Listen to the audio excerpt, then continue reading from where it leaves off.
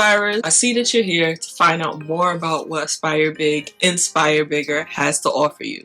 Let me introduce myself. I am Coach Mo, short for Manina. I am a Harlem, New York City born and raised women's empowerment coach. I empower healing women to rework their mindset and break through repetitive cycles and take charge of their purpose, their time, and their personal development while creating the life they deserve through one-on-one and group coaching. I am truly here to support you.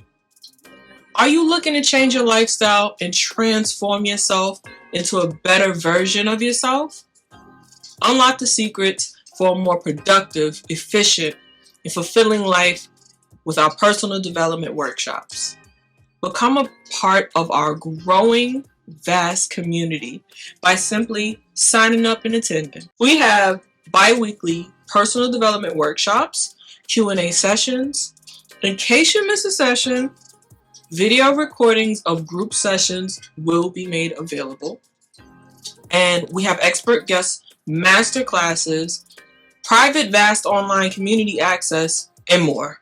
The vast community is a safe place for busy women to meet, learn, and grow with other like-minded women. Embrace your full potential. Learn to feel more in control, more present, and more excited about your life with this exclusive online community. This is a community filled with women who are dedicated to sharpening their life skills and committed to executing their life's vision. And if you don't know your life's vision, this group is designed to help you see the vision of what can be. As you join the vast community, be willing to put in the work as we break down and get rid of old negative habits, negative self-talk, negative self-image, and tendencies that we may have to self-isolate and self-sabotage. Let's get started on transforming your life from the inside out. I look forward to hearing from you soon. Hey Inspirers! Welcome to the Aspire Big, Inspire Bigger podcast, a weekly podcast hosted by myself, Coach Mo, that focuses on inspiration and motivation for women and teen girls from all walks of life. Each episode, I discuss how we overcome challenges in our lives through the power of personal development, vision building, accountability, self-care, and time management. My goal is to help motivate, educate, uplift, and inspire every woman or teen girl listening. Alright, so today we will be talking about staying grounded in life as a whole. If you never heard of this concept, or if you're interested in learning more about it, then you're in the right place. Today's podcast deals with the issue of grounding in life. What does that mean? How do you do it? Perhaps more importantly, why do you want to do it? What is the point of grounding? Life moves pretty fast. If you don't stop and look around once in a while, you might miss it. Inspirers, wear what you believe in across your chest. We created ABIB apparel clothing because we wanted to foster a community around kindness and compassion. Join the movement, wear your values, and spread the love. Shop ABIBAPPAREL.com. Remember to aspire big so that you can inspire bigger. Later, y'all.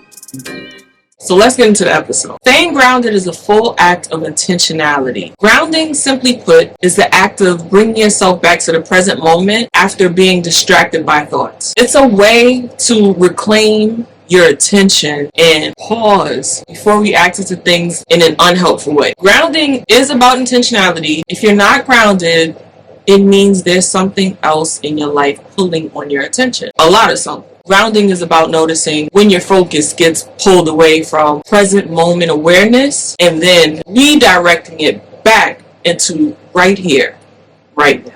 You can't stay grounded without intentionality. To stay grounded, you have to be aware of what you're doing. You have to be aware of your surroundings and thoughts, feelings, and actions. If you don't know where you want to go or how you want things to turn out, then the only thing left for you is awareness, which is really just another way of saying intentionality. You have to be intentional about the choices that leads up to those outcomes, whatever they are. So let's go over this. Grounding is a way to keep yourself in the present moment. It's a way to stay focused, stay calm, and stay in the present in your body. Grounding helps you feel centered and present during stressful situations so that you can make good decisions. Grounding helps you become more aware of what's happening inside yourself, your emotions and sensations, so that you can deal with them effectively. It's easier to ground when you have a clear picture of what grounds you. This means having an idea of what makes you feel nurtured and supported in your life, whether it's a relationship with someone or an activity like going to the gym. Once you've identified these things, it's important to set aside time for them every day. For example, if spending time with family is something that grounds you, then try scheduling some alone time each week or making plans to meet up with your friends regularly. If exercise is the thing that grounds you, then make sure that there are no obstacles getting in between you and your workout. Get up early enough so that there won't be any traffic getting there on time, or pack your clothes and shoes at night so they're easy to grab as soon as you wake up, or in the morning so they're easy to grab as soon as you get off of work. Schedule days off from work around fitness commitments like group training sessions, things like that. And something important I want to say is grounding isn't just about the spiritual. It's not just about meditation, and it's not just about chakras. Grounding is a lifestyle. It's a way of life. It's a way of being in the world, always present and aware of your surroundings. Grounding means knowing yourself, not being lost in negative thoughts or feelings that can lead to depression or anxiety disorders, which are very real and serious problems. Grounding also means maintaining an awareness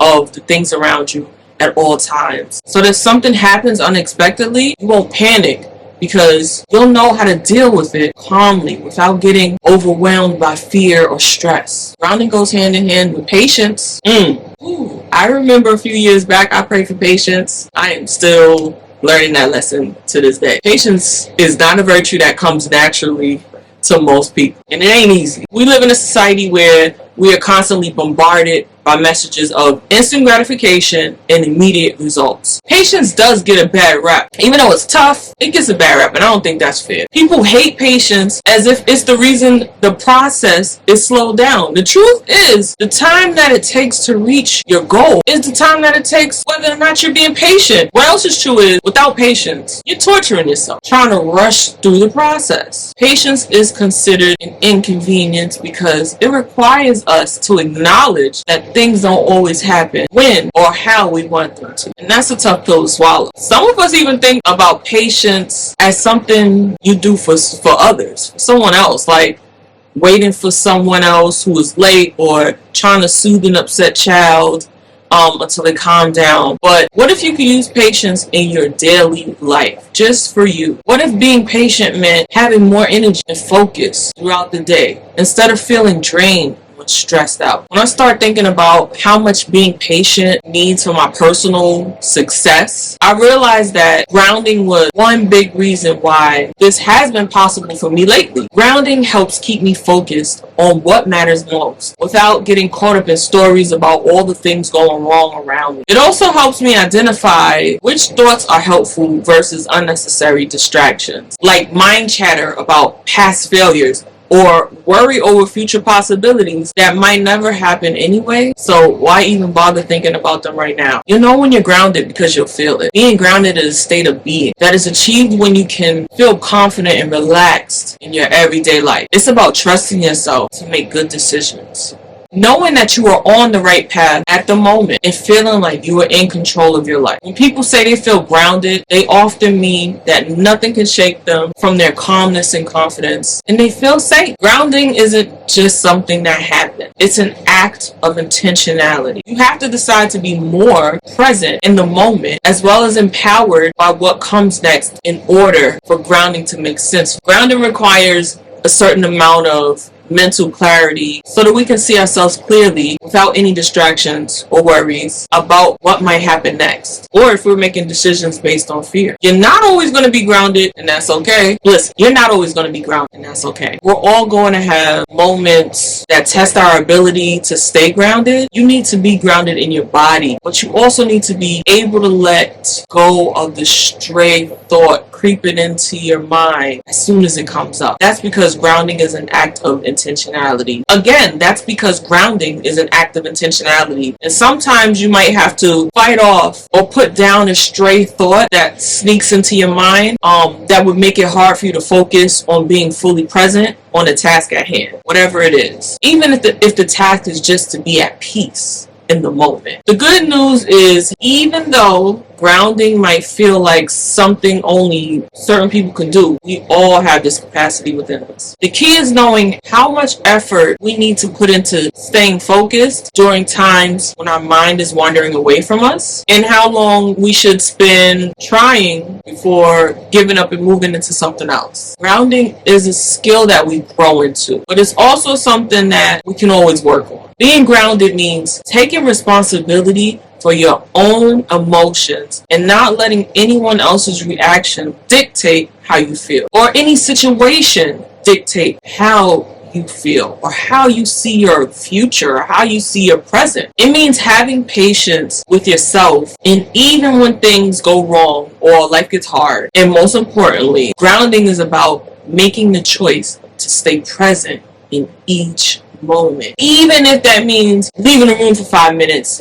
at a time, so you could come back refreshed enough to deal with whatever situation needs your attention next. Guys, grounding is super important to me. If any of you resonate with anything I spoke about this podcast episode today, and you realize you could use more help along your journey, I want you to reach out to me. Let's get you on track. You can work with me a few different ways. Join my Women's Vast community. The link is going to be below. You can also work with me one-on-one through my 12-week intensive program for a more private and in-depth work through of goal planning and application of action. The link for that is also below in the description. Thank you for joining me on another episode of the Aspire Big, Inspire Bigger podcast. Remember to aspire big so that you can inspire bigger. It is your right to succeed so you can be a change in this world. Also, don't quit your daydream. You deserve to have the life you really dream of. You do. Remember to like, comment, and subscribe. Click your notification bell so you can know whenever I post a video on YouTube. And I'll see y'all all in the next one. Later, y'all.